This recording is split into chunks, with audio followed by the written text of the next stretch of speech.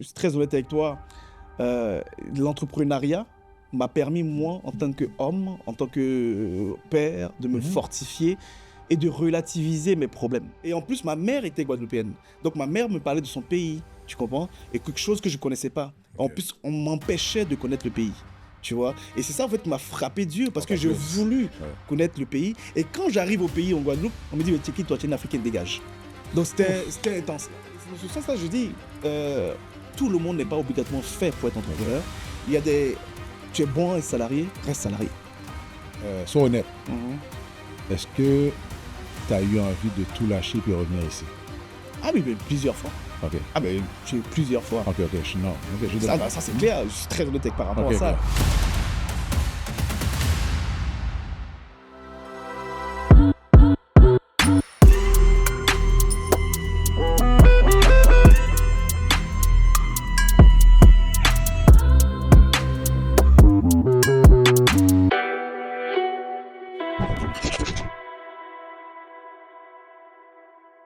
Bonjour à tous. Aujourd'hui, j'ai l'honneur d'avoir un entrepreneur. Comme vous savez, le nom de l'émission, c'est Personne n'en parle. Donc, on parle de tout ce qui est arrière-scène par rapport à l'entrepreneuriat. Et qui d'autre qu'un entrepreneur qui date de plusieurs années, beaucoup de choses à nous raconter. J'ai amené ici la Côte d'Ivoire, Monsieur Bully Béraud. Bonjour, j'espère que tu vas bien. Merci, mon cher ami. Tu as ramené la Côte d'Ivoire. Ah oui, j'ai ramené la Côte d'Ivoire ici. mais non. Donc, premièrement, je tiens à te remercier. Tu es ici de passage, donc j'ai sauté sur l'occasion. Pour moi, c'était plus économique pour moi que se déplacer. Donc, étant donné que tu es là, je me suis dit, on saute sur l'occasion, on va inviter Bully sur le plateau à mon podcast pour parler de l'entrepreneuriat, plus le côté qu'on ne voit pas. L'arrière-scène. Parce qu'on voit toujours Bully en train de faire telle chose, des conférences, se promener un peu partout, que ce soit ici, en Europe, en Afrique. Donc, qui est Bully? Qui est Bully? Oui, mais attends, avant, premièrement, je tiens à te remercier. Tu vas te demander pourquoi. Tu es la personne qui m'a fait aller sur le continent africain pour la première fois. C'est super. Puis aujourd'hui, c'est comme chez moi. Mais merci pour ça. Ah, mais ça me fait plaisir. Parce que c'est clair qu'il y a des premières fois, moi j'adore toujours, parce que la Côte d'Ivoire, l'Afrique en général, c'est mon continent, c'est de là où je viens. J'ai fait 18 ans de ma vie là-bas et en gros, tout ce que je fais, en gros, j'essaye d'apporter des choses pour l'Afrique parce que je sais que dans certains pays en Afrique, c'est plus compliqué que dans d'autres. Et même en Côte d'Ivoire, par exemple, pour parler de la Côte d'Ivoire, il y a dans certaines régions de la Côte d'Ivoire où, on va dire, on a besoin d'apporter notre présence. On a besoin d'apporter des entrepreneurs qui viennent du monde entier pour pouvoir investir au pays. Et le fait que j'ai pu contribuer à ça avec toi, ça me fait vraiment plaisir. Parce que je me rappelle, en plus, à l'époque, il y avait une dizaine de personnes. Oui, on était une dizaine. On était tous des Canadiens qui venaient la première fois pratiquement en Côte d'Ivoire. Et le fait de faire ça, c'est clair que c'était pas facile, mais on a réussi. Oui, t'as réussi. Ouais, et puis j'étais accompagné, rappelle-toi, mais on a vraiment, c'était vraiment un bel événement et puis vraiment, je suis content. Moi, je me rappelle, tu m'avais parlé de ça, moi et mon épouse, du projet. Puis je pense 1 ou 2 semaines avant, tu m'appelles, je pense que j'étais couché sur le lit. Tu m'appelles, est-ce que tu viens? J'y viens où? Mais l'événement. Quel événement? Au Côte d'Ivoire. Côte d'Ivoire. Je fais, OK. Là, je me rappelle encore, ma femme, je pense que c'était à Boston ou quelque part aux États-Unis avec sa famille. Là, j'ai appelé, j'ai dit, chérie, je m'en vais en Côte d'Ivoire. Côte d'Ivoire. Côte d'Ivoire. Qu'est-ce que tu fais en Côte d'Ivoire? Mais tu te rappelles qu'on a rencontré Bully? J'ai dit oui, OK, mais OK. Et puis, c'est ça, 2 semaines après, j'étais sur le continent africain. Tu sais, la vie d'un entrepreneur, tu vois, on va en parler. Souvent, c'est très difficile, tu vois, parce que souvent, on traverse des moments où on est seul, au fait. Où, en gros, ta famille, tout le monde compte sur toi. Et le fait de prendre une décision souvent comme ça, qui sont souvent très délicates, ou qui va même à l'encontre de ce qu'on a l'habitude de faire, des choses comme ça, c'est pas facile parce que c'est une décision que tu as prise en gros pour pouvoir avancer, découvrir quelque chose qui te tenait à cœur. Mais après finalement cette décision-là t'a amené autre part, tu vois. T'as fait découvrir l'Afrique, découvrir d'autres types de personnes, tu vois. Et c'est ça en fait l'entrepreneuriat pour moi. Et me connaître aussi. Effectivement, te connaître. Parce que tu avais aussi des idées de l'Afrique. Et quand tu es arrivé en Afrique, tu as découvert autre chose. À Abidjan, c'est super top. Il y a des endroits qui sont moins intéressants, il y a des endroits qui sont plus intéressants. C'est comment après cette vie en société, comment cette vie en société se passe. Et après, toi, derrière, quand tu vois ça, et quand tu reviens ici à ton pays, tu réfléchis différemment. Exact. Et donc, du coup, les problèmes, tu les vois différents. Et du coup, ça te fortifie, en fait, comme entrepreneur. C'est vrai. Tu vois. Et moi, c'est ce qui se passe en réalité pour moi.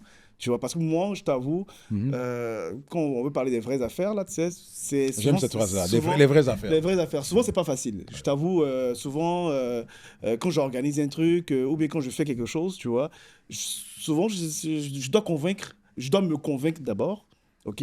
Je dois me convaincre de, en gros, la pertinence de la chose. Et après, derrière, je dois convaincre autour de moi mes partenaires. Mais honnêtement, te convaincre, toi, c'est pas trop dur. Ouais. Non, c'est ça. Donc, non, pas du tout. Pas du tout. Donc, c'est pour ça que je dois me convaincre, même parce que je dois faire des choses, en gros, qui, on va dire, qui sont alignées par rapport, en gros, à mes objectifs aussi. Tu comprends? Et c'est dans ce sens-là que je ne peux pas tout faire, même si je veux tout faire. Tu comprends? Je veux tout faire. Mais ça, j'imagine, c'est avec le temps que tu as appris ça. Ça, c'est avec le temps que j'ai appris ça. Okay. Tu vois, c'est vraiment avec le temps que j'ai appris ça, cette expérience de l'entrepreneuriat aussi, là, tu vois. Parce que j'ai fait des choses qui ont fonctionné, j'ai fait des choses qui n'ont pas bien fonctionné. Et c'est cette expérience-là, aujourd'hui, moi, qui me permet effectivement de dire, ah, OK, je vois venir, je sais où ça va. Tu vois, et c'est ça, en fait, qui me permet aujourd'hui de définir où je vais, étape par étape. Mais c'est pas facile, quand même. C'est vraiment pas facile. Mais c'est ce que j'apprécie de toi en tant qu'entrepreneur, c'est que souvent, le monde va penser que l'entrepreneuriat, c'est facile, c'est toujours uniquement des réussites. On voit, pour ceux qui suivent Billy sur les médias sociaux, on voit que tu as touché beaucoup de choses. C'est toujours axé sur la même chose, tout ce qui a rapport à l'immobilier, parce que tu en parles aussi ouvertement sans gêne. Mais si ça ne fonctionne pas, on te pose la question, tu te dis que ça n'a pas fonctionné. Ouais, définitivement. Parce qu'il y a du monde, tu vas leur poser la question, ça va toujours bien. Non, ça va toujours bien. Non. Puis, on s'entend, ce qu'on fait, ça va souvent mal. Ça va bien, c'est rare que ça va bien. Exact. Mais on voit, on publie le bien.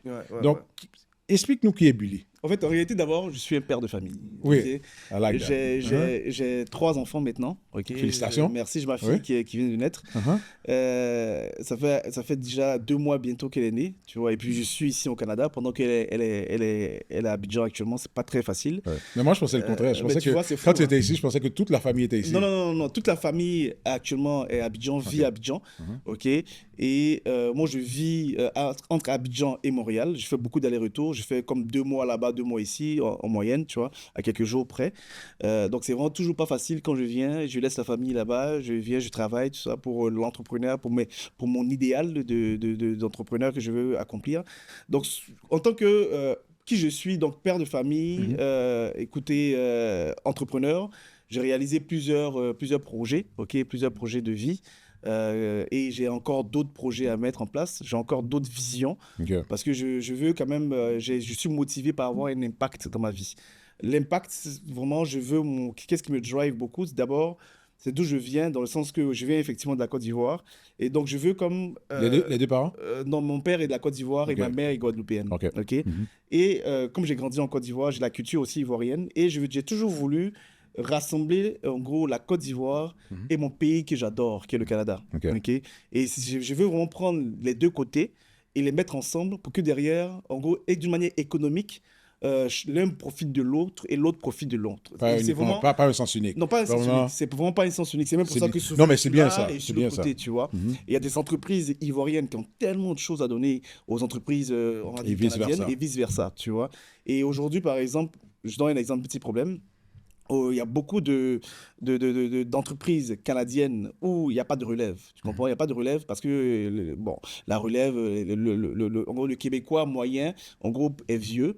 Et donc, ils ont des grandes entreprises et au final, il n'y a pas ils n'ont pas transmis ça à leurs enfants. Oui, des fois, les enfants veulent pas. Ou même les enfants ne veulent pas, tu vois. Et du coup, souvent, elles sont un peu embêtées. Du coup, en gros, elles trouvent des solutions souvent avec nous. On va trouver des entrepreneurs, des entreprises qui reprennent des activités ici au Canada et après, on crée des merges comme ça entre entreprises canadiennes et ivoiriennes. Et on participe à des négociations, on participe à des discussions. Donc, des entreprises ivoiriennes qui vont prendre en charge, mais un partenariat qui se forme.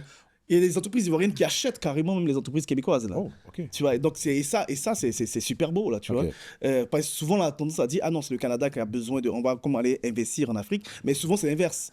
Souvent aussi, il y a des entreprises, il y a des professionnels ivoiriens qui viennent ici, au Chicoutimi, dans les régions un peu plus éloignées, qui viennent apporter leur savoir aux entreprises québécoises qui en ont besoin, en gros. Et en gros, après, ça fait des va-et-vient, des formations, de l'immigration, etc. Donc, c'est cette dualité-là que moi, j'ai toujours adoré. Et mon idéal, c'est de toujours créer quelque chose qui va toujours renforcer cette connexion. Être le pont entre les deux continents, entre les deux pays. Je dirais, il y a plusieurs ponts.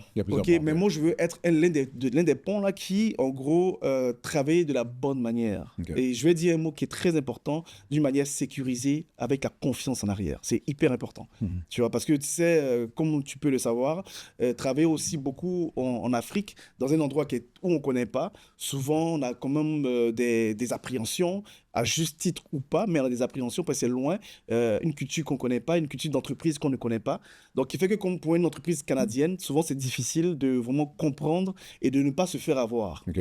Et nous, notre rôle, et moi, mon rôle aujourd'hui, c'est vraiment de me rassurer et de choisir et de sélectionner ces entreprises ivoiriennes qui en valent la peine. Parce qu'elles ne sont pas toutes qui en valent la peine. Mais toi, tu as vécu, tu l'as mentionné tantôt, 18 ans en Côte d'Ivoire.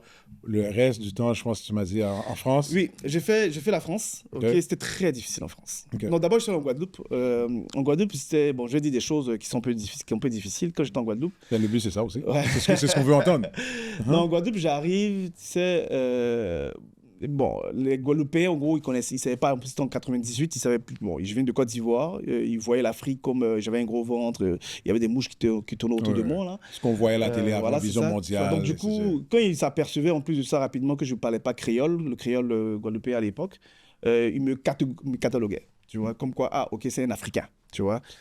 Et donc, j'ai du mal au début de m'intégrer, surtout même avec mes grands-parents, hein, je te dis, avec même mes grands-parents, j'avais du mal un peu à m'intégrer. Mais rapidement, j'ai commencé à travailler au McDonald's, je me rappelle. Là-bas? Ouais, je travaillais au McDonald's pour payer mes études parce que quand je suis parti de la Côte d'Ivoire, j'étais fâché avec ma famille. Là, tu vois, j'étais fâché avec mon père. Mon père n'a pas voulu que je parte de la Côte d'Ivoire. Il a voulu que je reste en Côte d'Ivoire. Donc, quand je suis parti... Mais toi, pourquoi tu voulais partir? Découvrir un peu, parce que tu sais... À quel âge? À 18 ans. À 18 ans. J'avais 18 ans et j'avais comme... Moi, de ma tête, j'avais tout vu en Côte d'Ivoire déjà. Donc, je n'ai pas l'intérêt de rester en Côte d'Ivoire. Donc, à 18 ans, tu t'es dit, OK, papa, je veux partir. Oui. Et même que j'ai eu mon bac avec une mention même excellente parce que derrière, je suis décidé à partir. Donc, je me suis donné les moyens pour travailler. Et donc, je suis avec mon père. En date d'aujourd'hui, tu l'as dit, tes parents de 3 enfants. Est-ce que tu imagines, toi, ton fils ou ta fille à 18 ans, papa, je veux partir? Je serais fier de s'ils font ça. Ah oui? Même aujourd'hui? Ah oui, surtout aujourd'hui. Tu ne pars pas de notre pays à côté, tu changes de continent complètement. Absolument. Tu vas à l'autre bout du monde. Absolument. Oh, wow. Je serais vraiment fier. Parce que pour moi, tu sais... Moi, on dirait que j'aurais eu un choc. Non, pourquoi? Parce qu'en fait, tu sais... Déjà, en plus, aujourd'hui, avec Internet, avec ci, avec ça, on a plus facilement, plus ou moins contrôle. Mais tu sais, on ne peut pas avoir toujours un contrôle sur les enfants. Tu vois?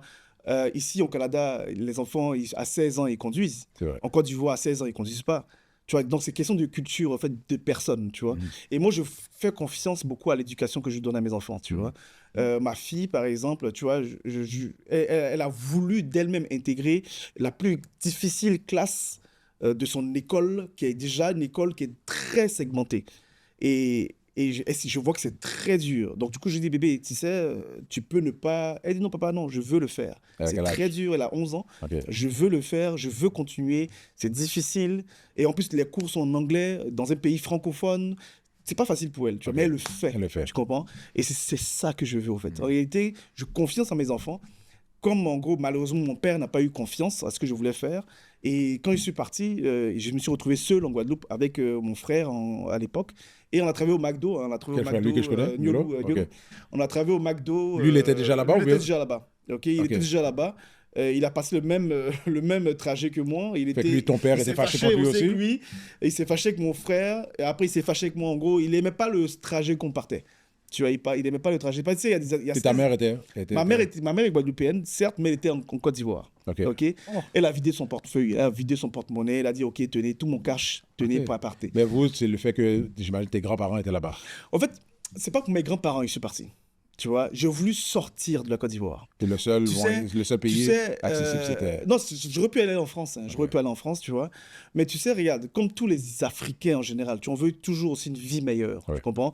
Et moi, en Côte d'Ivoire, j'ai fait des écoles où je te dis les noms, tu ne veux même pas savoir où c'est. Là. J'ai fait Ferké, j'ai fait Zenoula. À Abidjan, je suis arrivé à Abidjan quand j'avais 15 ans. Alors qu'Abidjan, c'est la capitale. Tu vois, moi, je n'ai même pas fait la capitale. Je n'ai pas grandi à la capitale. J'étais dans les endroits où il n'y a personne qui savait où j'étais. J'étais pratiquement au village, tu comprends?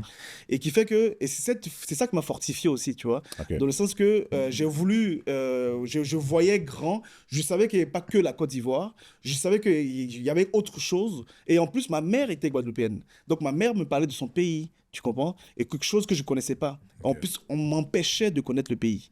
Tu vois, et c'est ça en fait qui m'a frappé Dieu parce que j'ai voulu connaître le pays. Et quand j'arrive au pays en Guadeloupe, on me dit mais tu es qui toi, tu es une Africaine, dégage.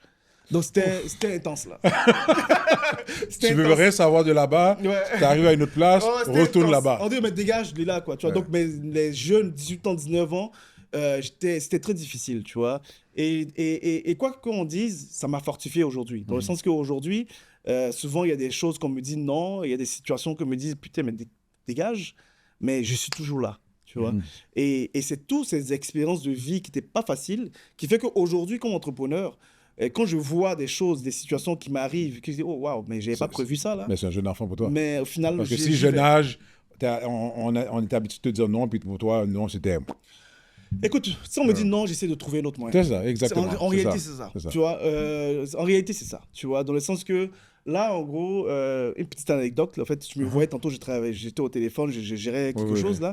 Je suis en train de préparer actuellement un événement avec plusieurs partenaires. Tu vois. Et l'un de mes partenaires qui trouve que ah non, c'est trop compliqué, on n'est pas prêt, c'est dernière minute. Bon, écoutez, arrêtons tout. Là, il me dit ça comme ça, tu vois.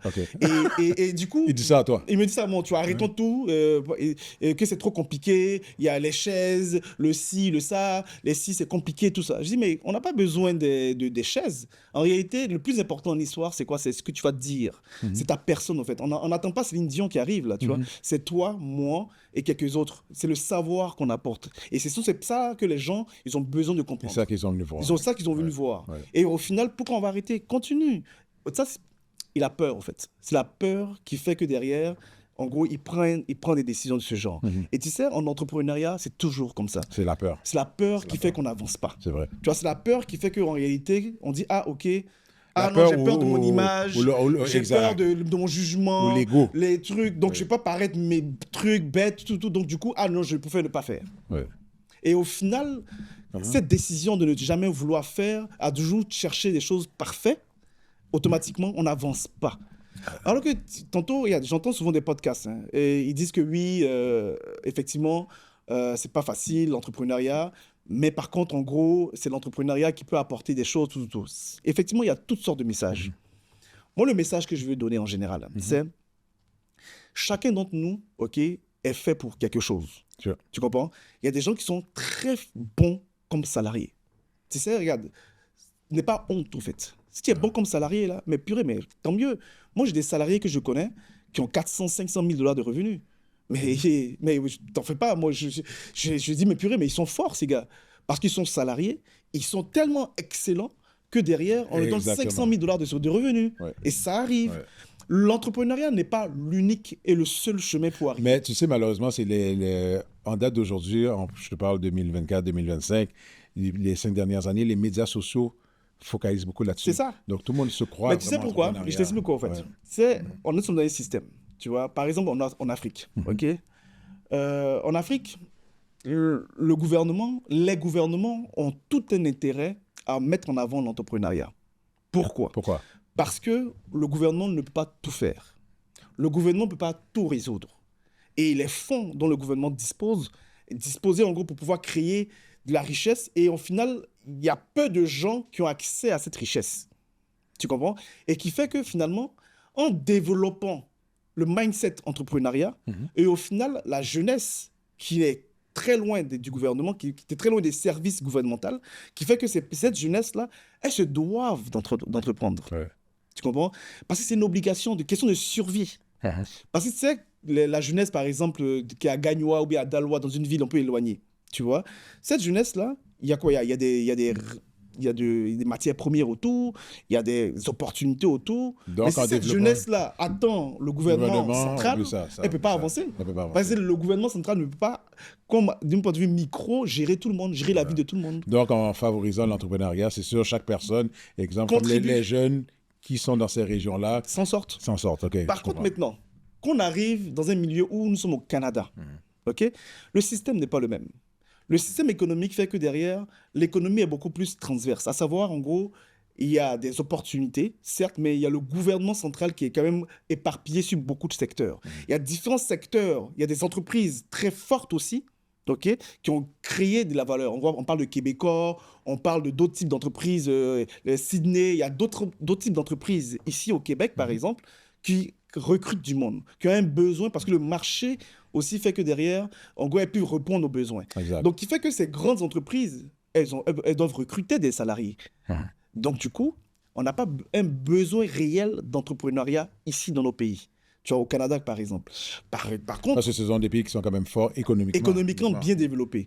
Par exact. contre, en gros, qu'est-ce qu'on a besoin? On va dire, ici, par exemple, on a besoin des entreprises qui vont passer à un autre niveau. Quand ils vont entreprendre, c'est pour entreprendre, mais aller plus haut en termes d'innovation, avoir un impact réel. Un impact international. Un impact international. Et ce sont ces genres d'entreprises-là que, OK, on doit faciliter. Okay. Et ou bien, d'autres types d'entreprises qu'on a besoin encore ici, des entrepreneurs, mais en gros, qui veulent s'exporter vers le monde externe pour apporter le savoir-faire canadien vers le reste. Et ça, on a besoin de ça. On a besoin de ça. Tu comprends? Okay. Et c'est dans ce sens-là, je dis, tout le monde n'est pas obligatoirement fait pour être entrepreneur. Exact. Il y a tu es bon et salarié, reste salarié.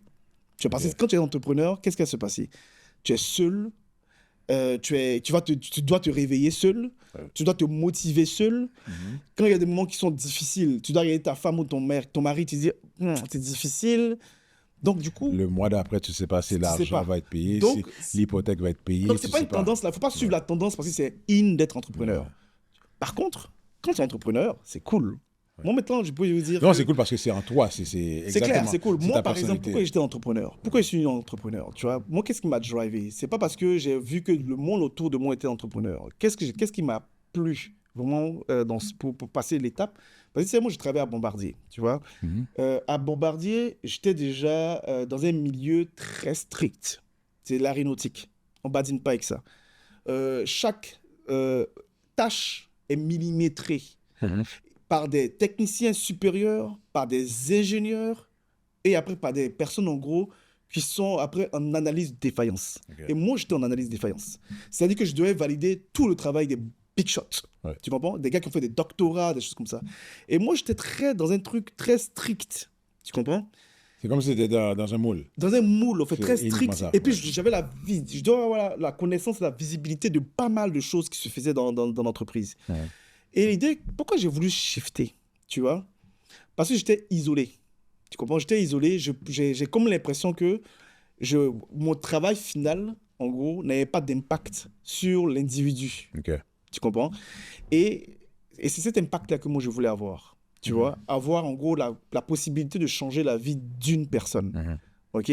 Et non des machines. Tu comprends? Et c'est pour ça que, en gros, je me suis dit, il y a quelque chose qui est intéressant. Quelle est ma passion?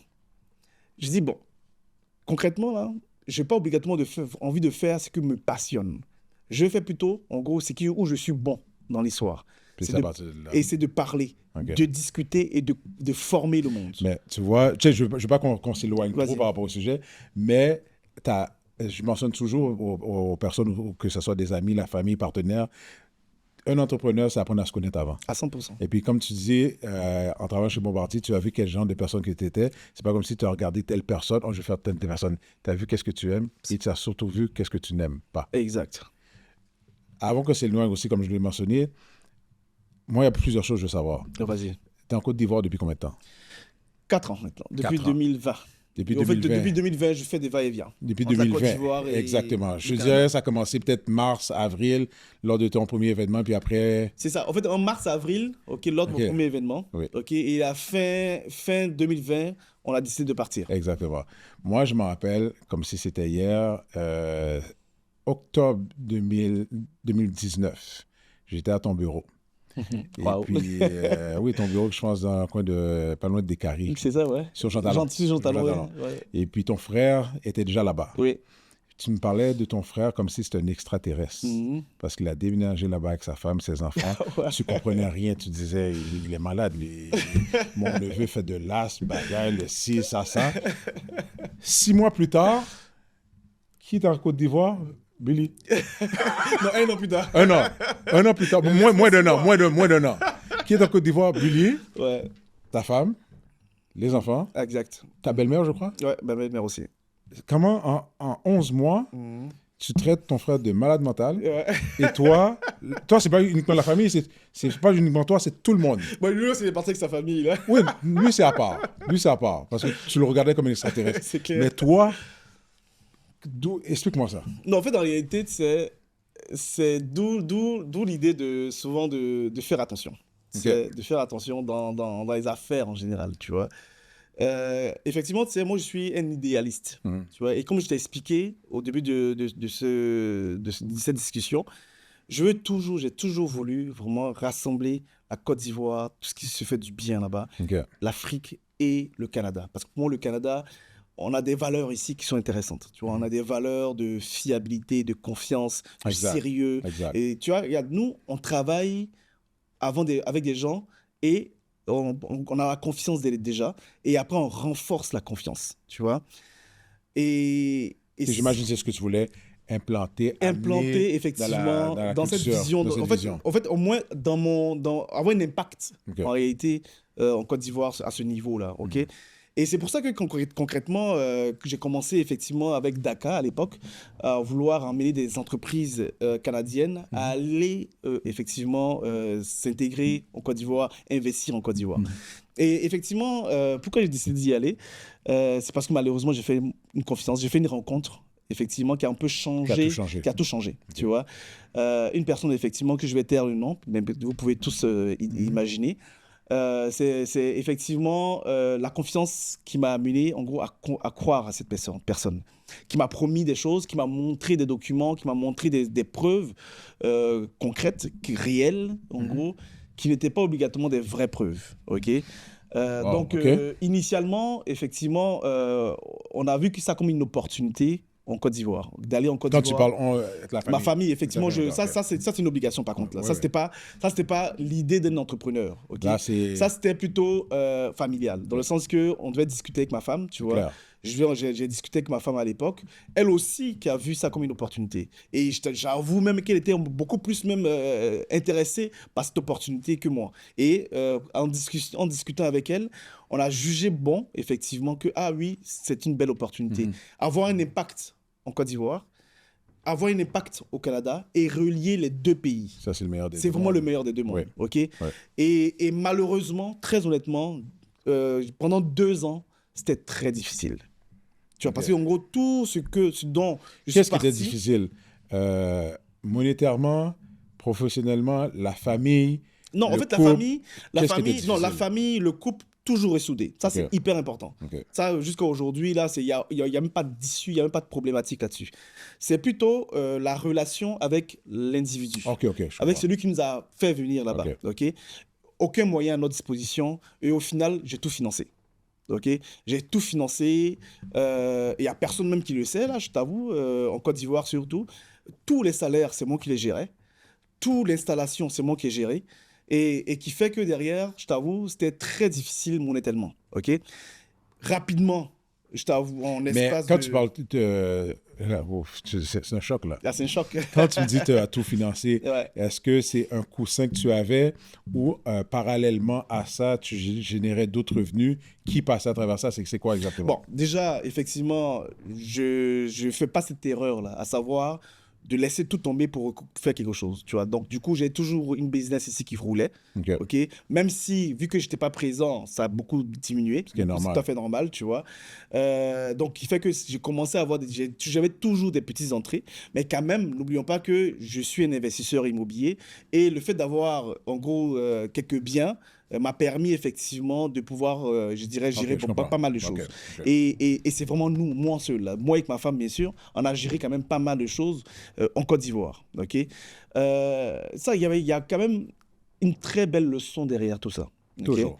Il y a toujours une très belle leçon derrière tout ça. Parce que, déjà, ça m'a permis de rentrer en Côte d'Ivoire. Parce que, je t'avoue, hein, si c'est pas ça, ça c'est pas... je t'avoue, parce que tu sais, ici au Canada, j'étais quand même toujours bien là, tu vois.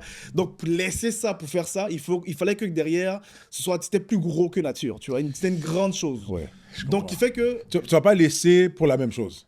Non, je peux pas laisser pour la même chose. C'est ça. Et, non, excuse-moi. Je peux laisser pour moins. Mais avec une vision. Avec une vision. Exactement, c'est ça. Parce que, encore une fois, ce qui me motive et ce qui me motive jusqu'à aujourd'hui, c'est la vision en arrière. Tu vois? Donc, je suis prêt quand même à me sacrifier pour cette vision-là. Mais tu sais que cette vision-là, il y a un gros potentiel. Il y a un gros potentiel. Tu comprends? Et qui fait que, oui, quand j'arrive, en gros, il fallait que je gère quand même pas mal de choses. Et qu'est-ce que ça m'a appris? OK? Ça m'a permis, effectivement, d'être en Côte d'Ivoire. OK? Et, au final, de connaître le pays, ok? Parce que là, maintenant, bon, j'ai eu cette difficulté-là en espace de un an et demi, je t'avoue, très, très difficile. Je vais écrire sur au moins un livre là-dessus, tu vois, parce qu'il y a des montagnes russes.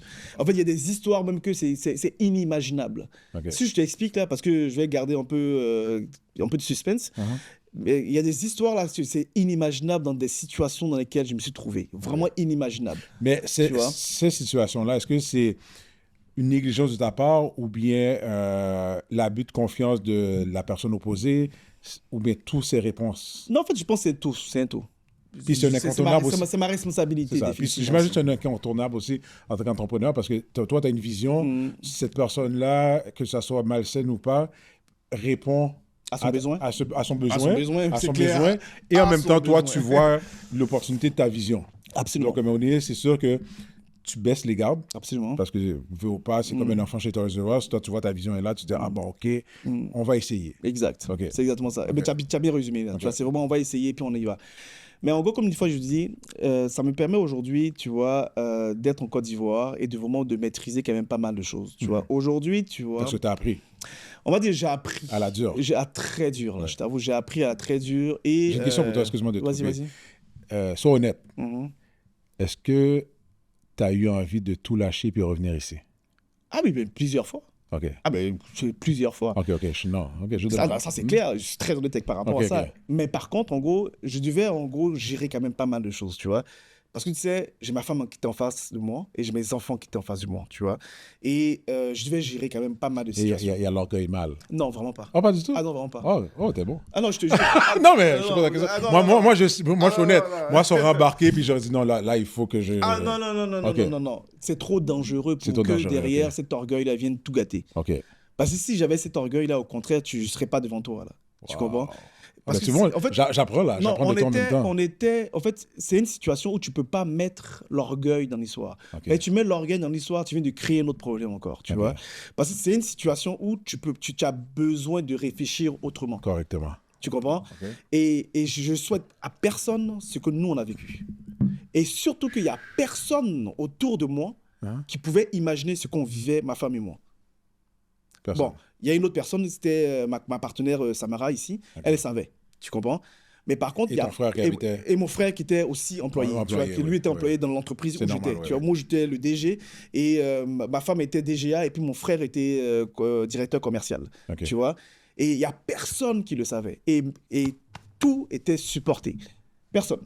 Et la difficulté qu'on vivait, il y a personne qui pouvait imaginer. Donc du coup, je devais en même temps gérer pas mal de choses, mais en même temps avoir, tu vois, de garder la tête haute pour ne pas, en gros, derrière, faire flancher les choses.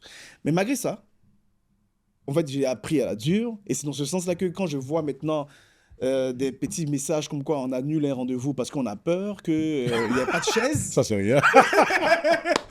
Tu vois, tu apprends à relativiser. C'est comme si tu as fait la guerre. Tu vois? Tu as fait la guerre. Non, en fait, j'ai pas fait la guerre. Non, mais c'est... la guerre mondiale. La guerre mondiale, c'est ça. J'ai fait la guerre mondiale, tout ce que tu veux. Là, ton histoire de chaise, là. Et ton histoire de chaise, on se calme, là. Tu vois, c'est pas si important que ça. Laisse faire les choses, tu comprends? Donc, j'apprends à relativiser avec ça, tu vois. Et même jusqu'à aujourd'hui, tu vois, en Côte d'Ivoire, par exemple, je suis, avec ça, j'ai pris l'initiative, donc rapidement, de créer une chambre de commerce Canada-Côte d'Ivoire.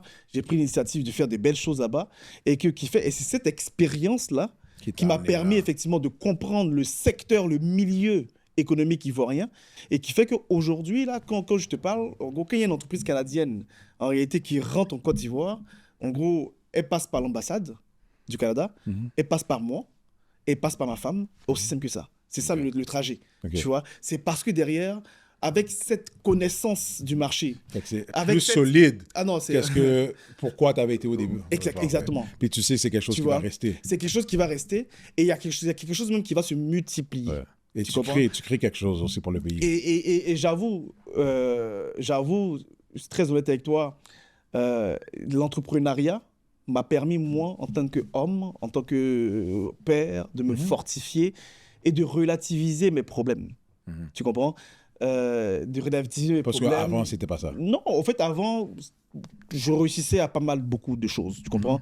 Si tu me disais quel était ton plus grand défi, ton problème, qu'est-ce que tu n'as pas réussi, je n'avais pas pu te trouver. Je ne pouvais pas te trouver. Qu'est-ce que je n'ai pas réussi ? Parce que ce que je faisais, je réussissais. Tu vois ? Et là, c'est venu me frapper dans le visage, comme quoi, oh waouh, ok, bah, putain, la vie, c'est pas que ça, quoi. Tu vois ? Il y a autre chose, tu vois ? Il y a autre chose. Écoute, il y a des moments où, tu sais, la vie en Côte d'Ivoire est très chère. Hein. La vie en Côte d'Ivoire, en gros, pour avoir le même niveau de vie que j'ai ici et là-bas, c'est peut-être 2 à 3 fois plus cher là-bas qu'ici. Ouais. Tu comprends ? L'école de ma fille, juste l'électricité, je paye pratiquement 400 000 francs CFA, $1,000 par mois d'électricité, c'est quand même beaucoup, là, tu comprends ? Ouais. Et qui fait que souvent, là, tu vois, je dois faire attention, là, tu vois. Souvent, je dis, ok, est-ce que je peux payer, bon, je vais pas payer ce mois-ci les frais de scolarité de mes enfants, je vais payer le mois prochain, à l'époque, je jonglais beaucoup avec ça, tu vois. Et si j'avais pas cette force, en gros, d'esprit, qui m'a fortifié depuis le début, là. Je n'aurais pas pu passer. Et la relation solide aussi que j'ai avec ma famille, avec Samara, qui m'a beaucoup aidé, je t'avoue, beaucoup aidé jusqu'à aujourd'hui même.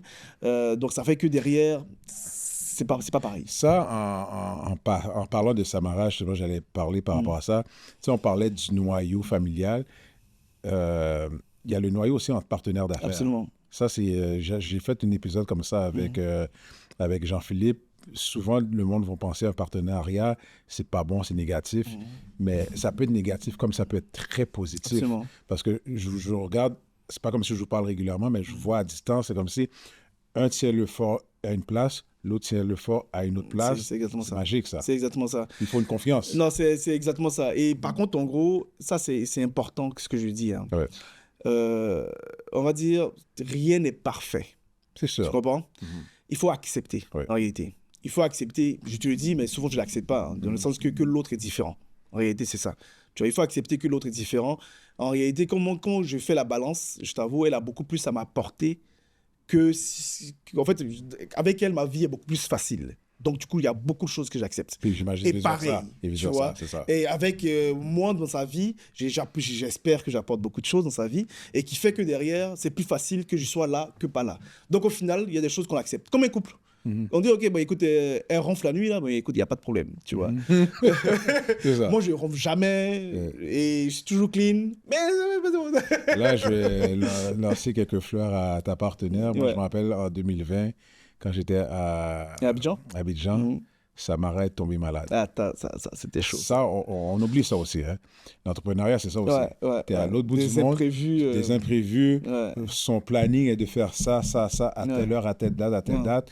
Là, pour X raisons, elle tombe malade. Il tombe pas malade, pas une petite grippe, malade grave. Là, tu vois. Ça, c'est des choses aussi que le monde oublie. 2-3 jours avant l'événement.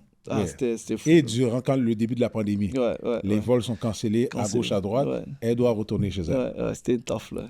Donc, c'est ça. Et ce sont des petits... En fait, quand tu es entrepreneur, je t'avoue, il faut être prêt aux montagnes russes. Tu vois.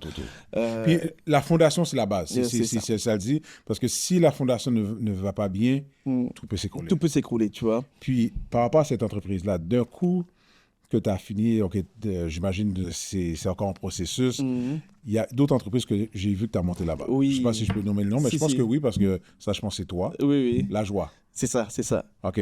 La joy, on va dire. La joy. Bon, la joie, en fait, effectivement... Non, mais on est un pays francophone. C'est clair, ça vient de... En fait, en Côte d'Ivoire, je ne sais pas si tu connais le mot enjaillé.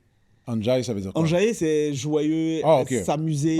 Enjaillé, tu vois. En fait, c'est pas enjaillement, tu vois. Et donc, du coup, on a modifié ça pour joy, la joy, pour dire qu'on s'amuse en fait, dans l'entreprise. Et la joy, en fait, c'est effectivement, on l'a créé avec mon frère et ma femme. Et on a créé aussi d'autres entreprises, avec toujours avec Samara aussi, DGA International. Oui, ça, et DGA International Immobilier. Ça, c'est une entreprise ivoirienne, on va dire. Ivoirienne. Ouais, ça, c'est pour le pont entre, comme tu dis, on va dire... des ponts entre le Canada et... Non, pas cette fois-ci. OK. DGA Immo, au fait, en réalité, on a créé une plateforme. OK. Ça, c'est top notch. Et c'est ça qui me permet aujourd'hui, en réalité, de partir, en gros, partout au monde.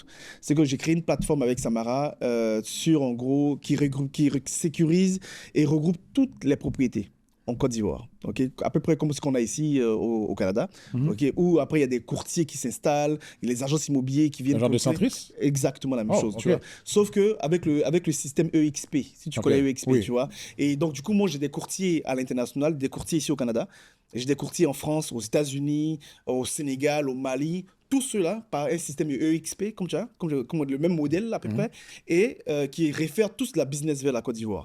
Mais la business en Côte d'Ivoire, qu'est-ce que nous on fait? Chaque propriété, on sécurise la propriété, on valide toute la documentation de la propriété pour éviter que tu achètes 2, 3, 4 fois la même propriété. Là. Non, là, on valide tout par une entreprise indépendante à la nôtre. Une fois que l'entreprise valide, on la met dans la plateforme et que ça rend disponible à l'ensemble. Genre ce que le notaire fait ici à peu près? Nous, on le fait avant. OK. Tu comprends? On le fait vraiment avant pour s'assurer que derrière, ce soit clean. Tu comprends? Et en faisant ça, ce qui fait qu'aujourd'hui, je suis un peu en train d'apporter effectivement cette compétence canadienne en Côte d'Ivoire, tu vois. Avec le système de centrisme, mais c'est pas centrisme, ça s'appelle DGA Immo 360. C'est la plateforme qu'on a créée avec plusieurs courtiers immobiliers partout, des professionnels. Toi-même, tu peux être. Non, mais ça, pendant que ça m'a tête oui, là. effectivement. Imagine, non, je savais pas ça. Imagine, toi, par exemple, Steven, tu vois, tu peux être professionnel d'immobilier chez moi. Tu peux ne pas connaître le marché immobilier en Côte d'Ivoire, mais tu connais les gens au Sénégal. Donc, du coup, tu peux référer des courtiers, des professionnels immobiliers au Sénégal. Pourquoi? Parce qu'il y a beaucoup de Sénégalais qui achètent en Côte d'Ivoire. Et juste parce que tu fais ça, boum, à chaque fois qu'ils achètent, il y a des commissions. Tu comprends? Cette plateforme-là existe depuis quand? Elle existe depuis le 10 octobre. Là? Ouais, le 10 octobre, on a lancé ça. Et on a fait quand même un grand lancement en Côte d'Ivoire. Là, aujourd'hui, Samara et moi, on va partout. Là, on est au Canada aujourd'hui. On est parti en France. Là, moi, je repars en Côte d'Ivoire. Je vais au Bénin, au Sénégal, dans différents pays où je vais recruter beaucoup de monde. Là, aujourd'hui, nous sommes à peu près à 120 courtiers. Repartis au monde. La majorité sont où? Il y a à peu près 50 en Côte d'Ivoire. Mais sinon, tous les 50 autres sont repartis au Canada, aux États-Unis, en France, en Angleterre, en Australie, au Bénin, tout ça. Et ça commence à... C'est juste vous deux, Samara et toi? Oui, Samara et moi, avec un troisième partenaire technique. Lui, le technique, qui a monté la plateforme. Qui s'est basé sur, effectivement, notre expérience ici pour bâtir cette plateforme avec nous. Tu vois, et c'est amazing parce que ça va transformer un peu l'Afrique. Et vraiment. Puis, la Joy, ça existe encore. Oui, la Joy, ça existe toujours.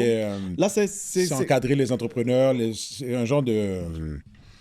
En fait, c'est un cabinet conseil. Un cabinet conseil. Qui est spécialisé dans l'accompagnement d'entreprises qui va vers la Côte d'Ivoire. Je peux te dire qu'on a beaucoup d'expérience maintenant. On a beaucoup d'expérience vers le marché ivoirien. On sait avec qui travailler et avec qui il ne faut pas travailler.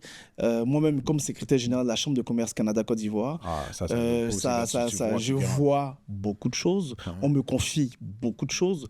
Et qui fait que quand il y a une entreprise, par exemple, qui vient de la France ou bien qui vient du Canada, qui vient en Côte d'Ivoire, on sait comment les amener à bon port. Et surtout, par exemple, au-delà de ça, c'est que, n'oublions pas que j'ai ma femme qui travaille avec moi. Donc, elle était à l'époque directrice générale de Québecor, stratégie d'affaires, donc de Vidéotron, excusez-moi. Donc, il fait qu'avec sa compétence en marketing, en digital, en parcours client, donc ça vient pas mal ajouter des choses. Toute votre expérience professionnelle, c'est comme une école pour mettre ça on va dire, en application. Effectivement. En fait, aujourd'hui, c'est toujours pas facile, tu vois, parce qu'en Côte d'Ivoire, il y a un point, et ça, je pense que tous les Africains vont entendre ce que je veux dire. Quand tu travailles, en gros, après, tu dois courir pour te faire payer. Oui. Ok, tu dois même supplier même pour te faire payer, tu vois.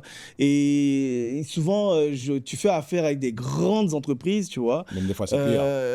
Il y a des factures de quelques millions de dollars, là, tu vois, quelques millions de francs CFA qui représentent quelques centaines de milliers de dollars.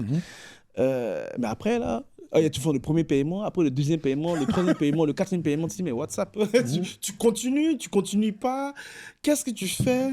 Tu vois, tu es toujours en mode En fait, Et la confiance. Ah, c'est fini, là. Moi, je vais te dire quelque chose, hein, justement. Là, moi, c'est pas que j'ai pas confiance. Hein. C'est que, tu sais, avant, comme je disais au début, on fait confiance et on travaille. Maintenant, tu fais pas confiance d'abord. Je travaille et après, on verra. Après, on verra. Tu vois, j'ai changé Tu commences à travailler même déjà avec des réticences. Tu vois et je me fais payer maintenant au début. Au début. Je me rappelle quelques... Ça, c'est une stratégie que je dois dire à tout le monde. Il faut se faire payer au début. Je me rappelle un an après mon séjour en Côte d'Ivoire. Non, Côte d'Ivoire. Après, j'ai été au Sénégal et puis je suis parti une entreprise avec une ingénieure là-bas. Puis il y a une Ivoirienne qui m'a contacté. Là, tu vas être une Ivoirienne qui m'a contacté pour un projet. Et puis, ça avait l'air intéressant. Et puis, c'est sûr, avant même de donner mes idées, moi, tout ce qui est extérieur, malheureusement, je ne fais pas confiance. Avant, j'ai envoyé un document signature. Puis, là, je vais te dire quelque chose, tu vas rester. Puis, le but, c'est ça, c'est personne n'en parle. Première chose qu'elle m'a dit par rapport à ce projet-là, n'en parle pas à Bully. À Bully? Oui, elle m'a dit ça. Ouais, oui. Oh, parce que je t'ai vu avec... OK. Puis, déjà là qu'elle était réticente pour le contrat, je n'étais pas trop... 2 mois après, j'ouvre mon Instagram, je vois une photo, elle et toi. Là, je t'apprends quelque chose et je ne vais pas nommer de nom.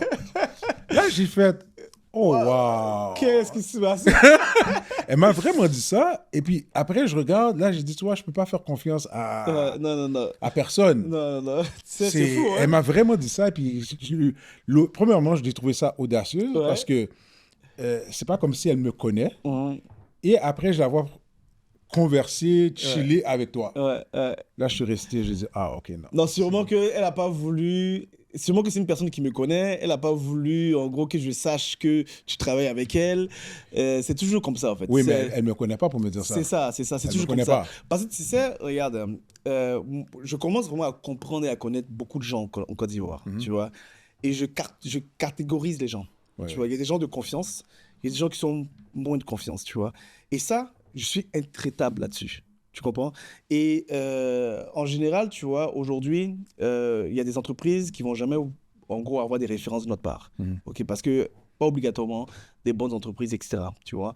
Et tu sais, en Côte d'Ivoire, en Afrique en général, il faut toujours se méfier. Hein. Il faut toujours se méfier. Parce que, tu sais, les gens, ils ne voient pas obligatoirement, c'est pas tout le monde, tu vois, mais il y a certaines personnes qui ne voient pas obligatoirement du long terme. Ils voient du court terme. Et c'est même pour ça que, regarde, quand tu regardes, en gros, l'investissement de la diaspora, ok, la diaspora ivoirienne n'investit pas beaucoup en Côte d'Ivoire, tu vois, parce qu'ils se disent que, ouais, il manque de confiance. Okay. Même en date d'aujourd'hui? Même en date d'aujourd'hui. Malgré qu'il y a, j'imagine, il y a beaucoup de diaspora qui retournent au pays. Bon, on va dire comme toi, du monde comme toi qui retourne au pays, non? Non, la diaspora ivoirienne qui vit, par exemple, dans d'autres pays, ok, ils ne veulent pas investir en Côte d'Ivoire à distance. Tu vois, malgré les efforts, par exemple, du gouvernement, des choses comme ça, c'est difficile pour eux parce qu'il y a un sentiment de pas de confiance. Tu comprends? Et c'est dans ce sens-là que moi, quand je suis là-bas, je t'avoue, je regorge de travail parce que vu que les gens ils savent qu'on est établi ici, quand je prends mes mêmes critères et je suis en Côte d'Ivoire, les gens ils me font confiance. Et le fait que même, tu as dit tantôt, que le fait que je viens même du Canada, c'est différent que si je venais de la France. Ouais. Tu vois, c'est complètement différent. Tu vois, je suis au Canada, donc du coup, j'ai une autre vision et les gens me voient différemment. Ouais. Tu vois, ils savent que derrière, j'ai pas les entubés, ils savent que derrière, j'ai une entreprise ici et je peux pas m'amuser. Tu sais, les réseaux sociaux, c'est très facile, tu sais. Donc, je peux pas ici au Canada, c'est facile de faire une recherche sur quelqu'un. C'est vraiment facile, tu vois. Et même que, tu sais, je suis une personne visible. Tu comprends? Je suis secrétaire général de la Chambre de commerce. Toutes mes activités que je fais, c'est public, tu vois. Donc, il fait que... Ça inspire confiance. Il y a la confiance. T'as plus à perdre. Ah, bon, moi, j'ai plus à gagner qu'à gagner sur une personne, tu vois. Donc, s'il y a une personne qui te dit derrière des choses, ça, c'est parce que derrière, elle a peur de ce qu'elle fait elle-même, tu vois. C'est ça qui arrive, tu vois. Et on essaie vraiment de filtrer quand même pas mal de choses. Tu vois, c'est important, vraiment important. J'ai une de mes connaissances aussi, hein, tu sais, qui devait faire un gros projet immobilier ici. Un gros projet, c'est une Canadienne qui devait faire un gros projet ici à Brossard. Elle cherchait du financement, je l'accompagnais pour quelque chose de millions, 5-6 millions à peu près. Et j'apprends, elle m'appelle 1 an plus tard, elle dit, bon, j'ai un petit problème, c'est que j'ai créé une entreprise en Côte d'Ivoire et je n'ai pas accès à mon compte bancaire. Je dis, OK. comment c'est possible? Comment c'est possible? Et boum, elle a travaillé avec une personne qui n'était pas correcte. Je dis, mais pourquoi tu ne m'as pas parlé de ça? Je dis, mais tu sais que je suis là-bas. Tu aurais dû me dire, tu aurais dû me prévenir. Elle dit non, parce que bon, et, tu vois. Mais au final. Ça navigue là. Ça navigue, tu vois. Et mais par contre, mon rôle, qu'est-ce que j'ai fait malgré ça? J'ai pris un avocat pour elle, un avocat canadien qui a pignon sur rue en Côte d'Ivoire. J'ai organisé les choses pour qu'on puisse l'accompagner, tu vois. Parce que c'est mon rôle aussi, là. Tu vois, mon rôle, peu importe, tu vois. Il y a mon rôle privé, mais il y a mon rôle aussi d'entreprise et de chambre de commerce, d'aider les entreprises, même si elles ne sont pas membres de la chambre. Tu comprends? Notre objectif, c'est d'aider les entreprises. Tu comprends? Mais là, je t'écoute, Billy. Tu dors quand? Je dors. Non, mais non, j'ai pas dit que tu dors pas, j'ai demandé tu dors quand? C'est un peu difficile souvent parce que comme j'ai 2 fuseaux horaires et je fais beaucoup de choses en Côte d'Ivoire et là-bas, tu vois, j'ai 2 fuseaux horaires. Je dors pas beaucoup. Là, en ce moment, il y a 4 heures, 5 heures. 5 heures de plus en Côte d'Ivoire. 5 heures de plus en Côte d'Ivoire, oui. Il y a 5 heures de plus en Côte d'Ivoire. En réalité, quand il est 2 heures, 3 heures du matin ici, il est 8 heures là-bas. Donc, toi, t'es déjà... Bon, souvent, je dois être un peu éveillé là, pour parler un peu à 2-3 personnes, tu vois. OK. Mais ça n'arrive pas tout le temps, tu vois. Donc, j'ai une équipe aussi, n'oublions pas. Oui. Parce que c'est ça aussi la force. Ça, c'est ma prochaine question. Tu as une équipe. OK. J'ai mon équipe et des gens de confiance. C'est Samara qui est ici, tu vois. Elle, les yeux fermés, voilà. Et de l'autre côté, j'ai ma famille, j'ai Magali qui est ma femme et j'ai mon frère, tu vois. Donc, du coup, des 2 côtés, j'arrive quand même à bien gérer. Mais toi, personnellement, est-ce que tu as... je parle pas de l'équipe. Est-ce que tu as une adjointe administrative? Non. Non, OK. Non. Elle va souffrir le martyr. Je demande. Non, elle va souffrir le martyr. Okay. Non, parce que je peux pas. Il y a personne qui peut me suivre là, tu vois. Okay. C'est même mes partenaires souvent ils disent que je fais too much là, Okay. Arrête là, tu vois, arrête. Tu vois, et parce que je suis. Tu es hyperactif? Je sais pas. Ok, non, je pose la question. Non, je sais pas. Okay. Mais par contre, en gros, tu sais, je veux pas tout faire, mais je veux tout bien faire. Tu comprends? Je t'ai dit tantôt, par exemple, on a lancé un business au Bénin, par exemple, tu vois. Au Bénin, nous sommes les distributeurs officiels de la plus grande région au Bénin de Canal+. Ok. Ok, ça, tu m'avais parlé de ce projet-là il y a plusieurs années. Il y a 2 ans 2 ou 3 ans qu'on a commencé à créer, à lancer ça, tu vois. Là, c'est toujours d'actualité. C'est tellement d'actualité que j'ai mon frère aujourd'hui qui est au Bénin aujourd'hui. Quand je te parle, il est au Bénin actuellement. Quel frère? Il est au Bénin actuellement que je te parle, tu vois. Et en réalité, c'est ma femme qui dirige là-bas. Tu comprends? C'est elle la directrice générale, tu vois. J'aurais pu me mettre là-bas, j'aurais pu intervenir, j'aurais pu participer. Mais je t'avoue, dans ce projet en tant que tel, il fait rien. Tu comprends? Je sais choisir mes batailles. Non, c'est ça. Parce que tu fais beaucoup, mais toujours vers la même direction. Tout ce qui a rapport, tantôt tu l'as mentionné, bon, l'immobilier, ça on sait, mais le reste, le fait que tu veux servir de pont. Dans la même direction. La même direction, c'est ça, je comprends. Comme c'est au Bénin, et ça me dévie un peu de ma direction, même si c'est un projet intéressant, du coup, je ne me mets pas en avant. C'est ça. Tu comprends? Je ne me mets pas en avant. C'est ma femme qui gère, elle gère super bien avec un autre partenaire. On s'est associé avec mon frère. Tout se passe bien, tu vois. Et même qu'en Côte d'Ivoire, par exemple, on a développé de l'agency banking. En fait, on a créé plusieurs banques de proximité. Donc ça, c'est notre histoire encore. On a 9000 agences bancaires qu'on a créées en Côte d'Ivoire. Tu comprends? Ça, c'est pas le projet de ton frère au début? Effectivement. Ouais. Et ce projet-là, ça continue, tu vois, mais on ne met pas trop en avant. Moi, je ne me mets pas trop en avant là-dessus, tu vois. Et par contre, là, on va lancer encore un autre truc là-dessus. Parce qu'il y a beaucoup de gens de la diaspora africaines qui veulent investir, comme je t'ai expliqué, mais ils n'ont pas confiance. Mais avec ce projet, avec l'immobilier, ils pourront investir et diriger vers la Côte d'Ivoire, tu comprends? Et c'est dans ce sens-là que, par exemple, dans ce cas-ci, moi, je ne me mets pas en avant, tu vois. Je ne me mets pas en avant, je laisse mon frère gérer, je laisse ma femme gérer, et je me base beaucoup sur cette équipe-là. Et moi, j'optimise mon temps pour les mêmes directions. La Côte d'Ivoire, le Canada. Côte d'Ivoire, Canada. Et puis, je voyage beaucoup, donc c'est cool. C'est cool.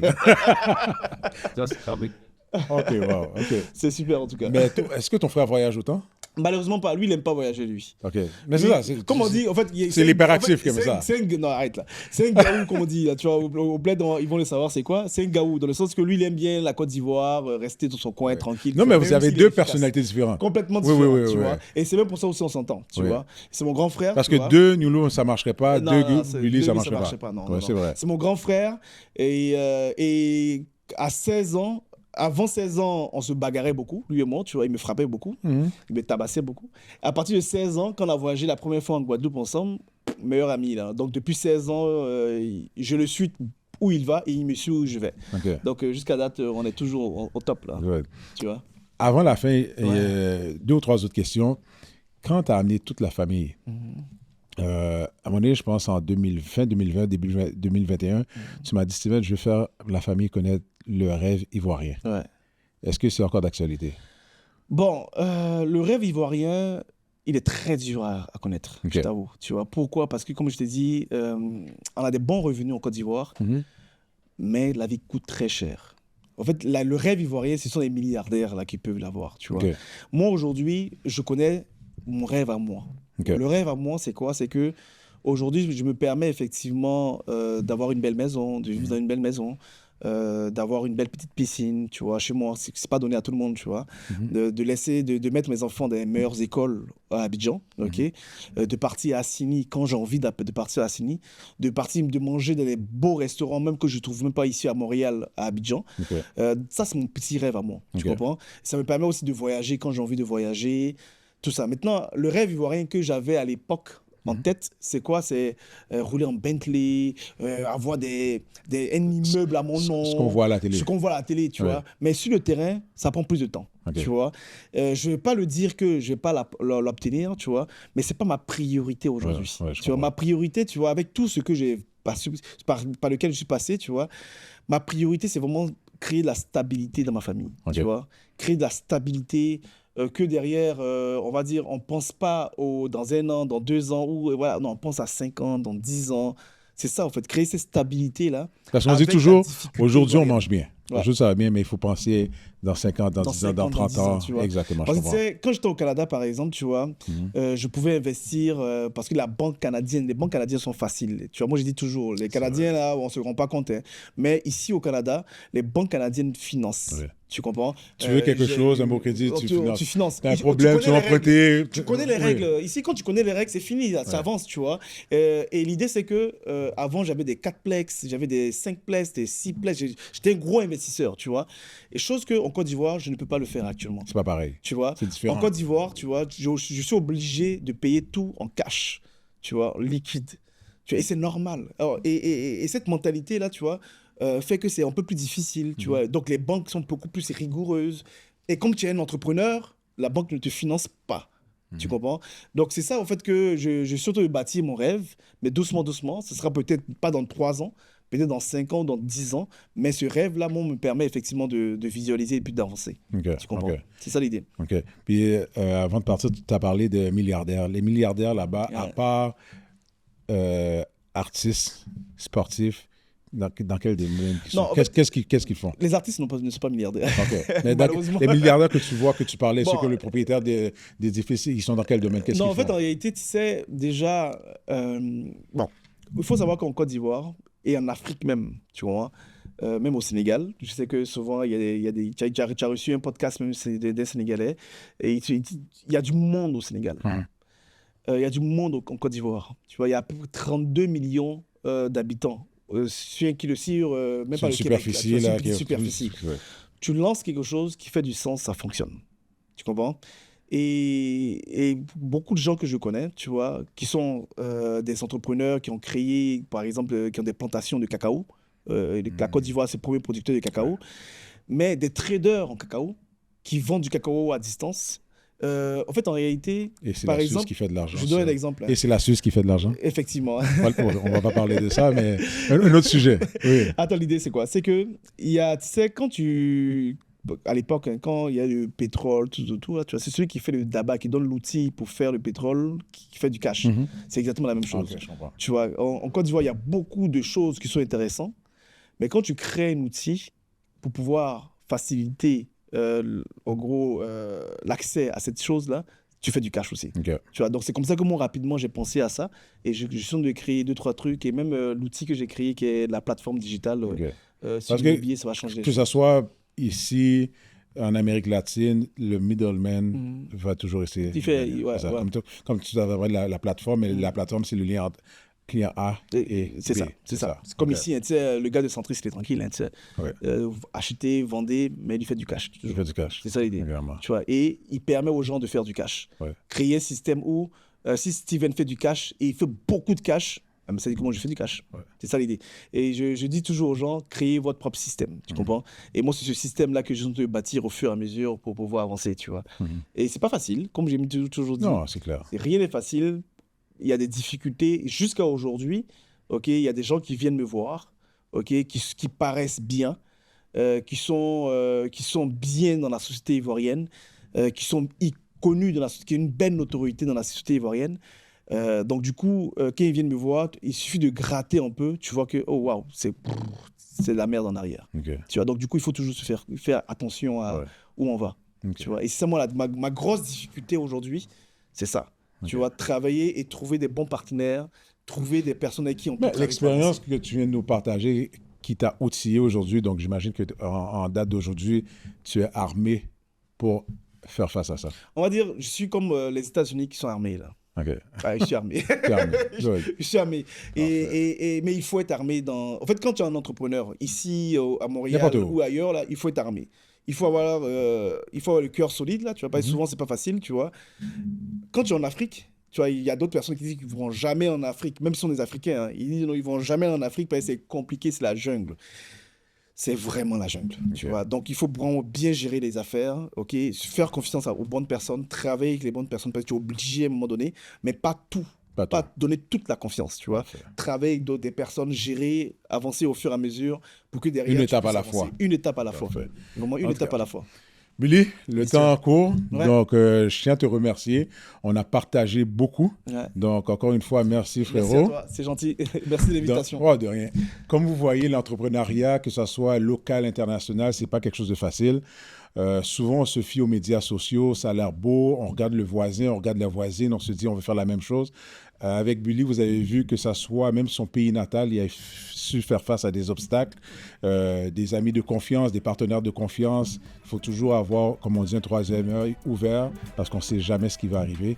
Donc sur ce, merci pour l'écoute, merci de supporter Personne n'en parle.